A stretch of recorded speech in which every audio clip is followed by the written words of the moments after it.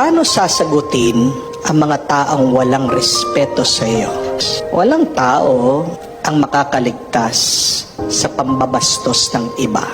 Matanda ka, may sasagot sa iyo. Matalino ka, may hindi makikinig sa iyo. Wala kang pinag-aralan, mamaliitin ka. Mabait ka naman, mamasamain ka. Wala kang ginagawa, gagawang ka ng kwento. Anong magandang gawin pag napakasama na nila sa iyo? Ano ang tugon ng ating Panginoon? Two things. Number one, respond with silence. Tumahimik ka. Your superpower is your silence. Nagsalita ba si Jesus?